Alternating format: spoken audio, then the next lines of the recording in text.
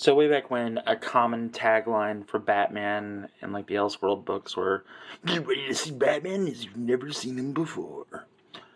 And as a comic book reader, you're like, bullshit. We've seen Old Man Batman from The Dark Knight Rises or Returns, TVKR. We've seen him in the future, we've seen him in the past, but in all honesty, if you were to one day tell me that Steampunk Batman or Gaslight Batman or Gotham by Gaslight Batman would be one of my favorite Batmans of all time, and I would get a chance to own this specific figure, I would have said you're on something. You're at the channel. It's Jeff McAwee. Thanks for coming back. Thanks for just joining me if you are. I appreciate it. And we're going to talk about this today. So, I had the chance to get this on the low, and I did. And of all the Batman stories, of all the Batman movies, comics, whatever, this is one of my favorites. TDKR, Hush, those are important comics to me as well, just because of how it shaped what I saw Batman as. This is something else. I don't know what about it that I enjoy the most. I don't know why I love this aesthetic so much as I do, but I do.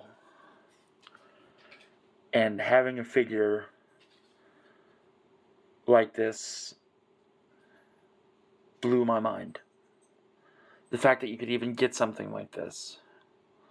Let's go over the basics, and then we're going to go over what's in the box.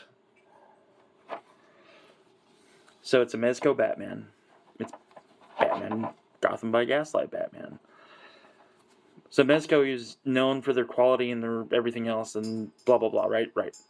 So let's just take a look at the deco on this character. We're going to lift the cape up just a little bit.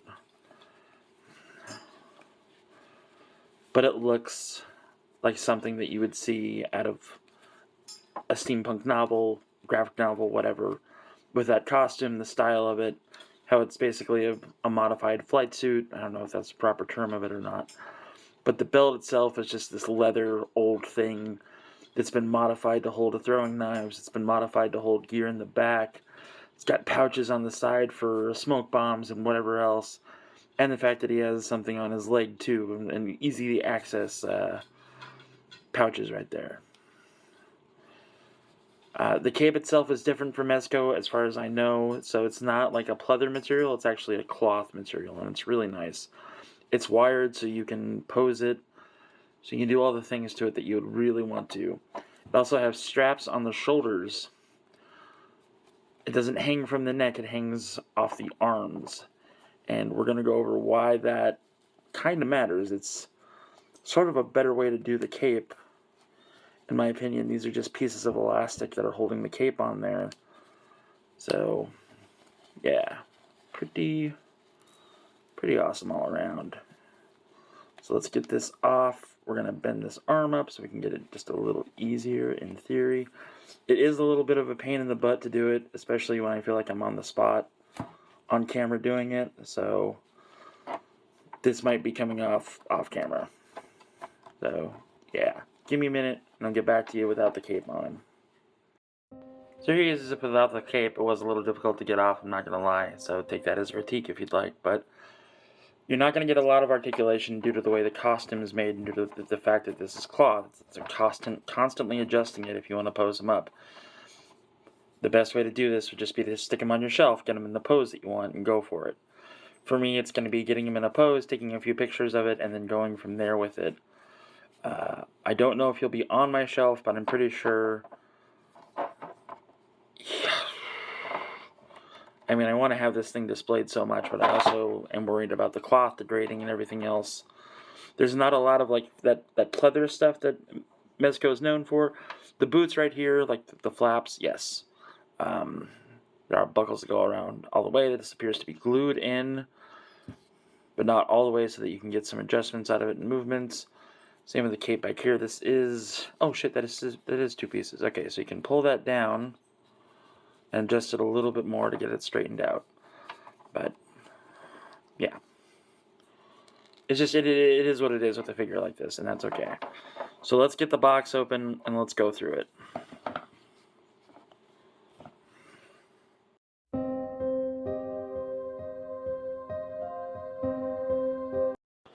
Okay, as with typical sort of expensive, more than normal priced action figures, he does come with a couple of accessories, so let's get into that. I want to make sure I got them all. I'm pretty sure that I'm missing a knife. I think it might have fallen out of the box when I got it out, but that's okay. Not the end of the world for a guy like me. So, comes with all sorts of hands, as you can see. Pretty wide variety. I'm just going to go through them. I'm not going to tell you what they are. You know what they are. Pretty cool all around. Very expressive hands and very cool. That's one thing I've always enjoyed about Mezco in general. Is just how expressive that you can make the figure with their hands. Got a fold-out batarang right here, which is pretty cool. Can't go wrong with it.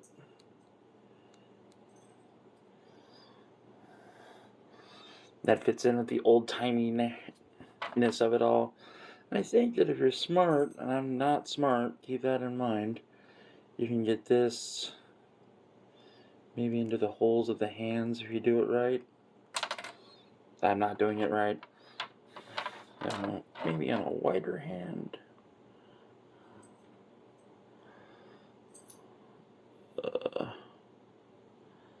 Let's see what happens. So yeah, you can do that pretty well, so you can hold it in that fashion. He does have a thing that clips onto his belt, and that is obviously to hold. Obviously, it is to hold the batarang. I think. So pretty cool. Like I said, he comes with I think he might come with 6 knives. I think a knife literally fell out and somewhere on my table. But these 2 knives were the knives that are on his belt, so there's that. Another batarang, and he's got some goggles for night vision. More batarangs. He's got a brass knuckles fist for dispensing justice. Looks like it's only on his right hand, though. So there you go with that. And of course, every Batman has a grappling hook. Since this is in... Yep. So let's get back to the big piece here. So we've got a harness piece here.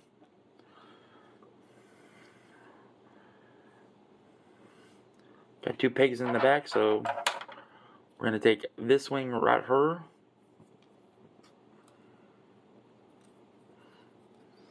And we're going to plug it in.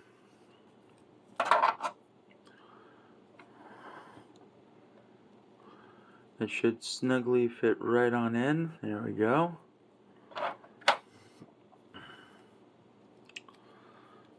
And then this one will go right in here as well.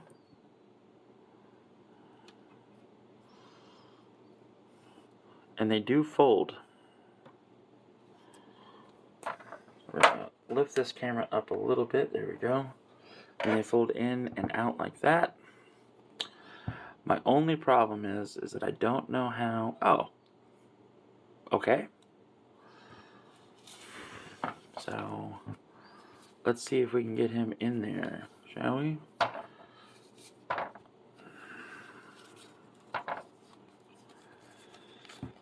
We're going to take the head off to make it easier. That head does pop off. And he did come with different head pose sculpts. He's got a Bruce Wayne with mutton chops. He's got more of an expressive cowled look. And he's got a cowl that he can hold in his hand. So let's try to get this on, and I think I'm going to turn this off and we'll get back to it, alright? So be right back. So here we've got unmasked Bruce with his flying contraption on. This thing is awesome. So let's turn this around and let's get a full look at it, shall we? So these wings extend, and then you do that with it.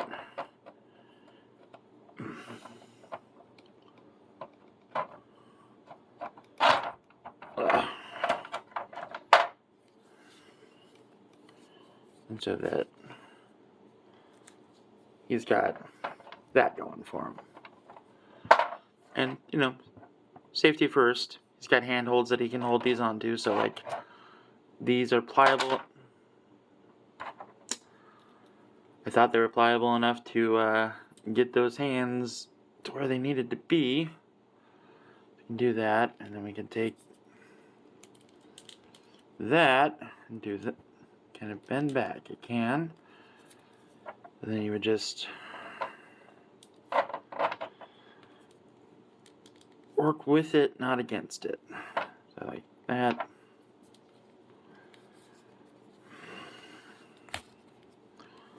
Straighten this out just a little bit. So you've got Bruce here ready to take flight. In the comic, he didn't have the hang glider. This is just an added thing to make it deluxe or whatever. It does make the figure a little top heavy because, of course, it's the extra added weight and everything else and blah, blah, blah, right? So that's not, like, crazy or anything, but... Ooh, shit.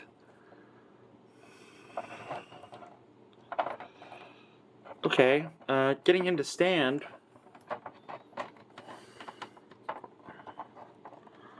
would be nice. It wouldn't be a Jeff video without a whole bunch of fails in it, right? Alright. There we go.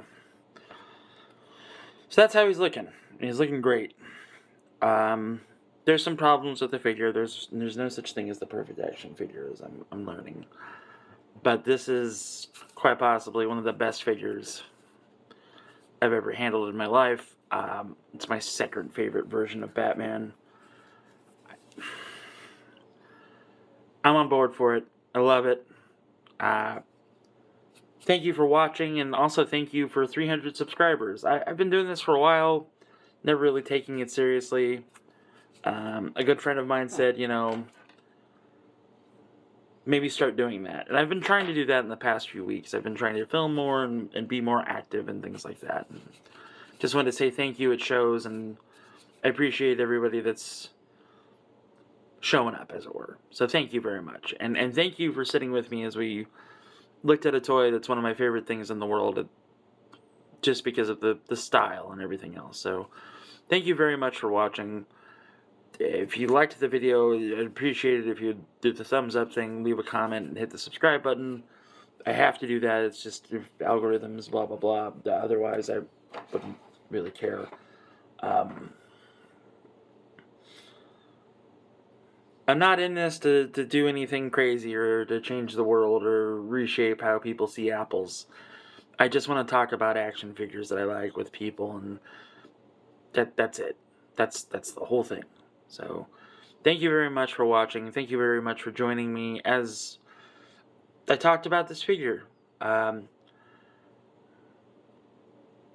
thanks. Trans rights are human rights. Have a great week with whatever you decide to do.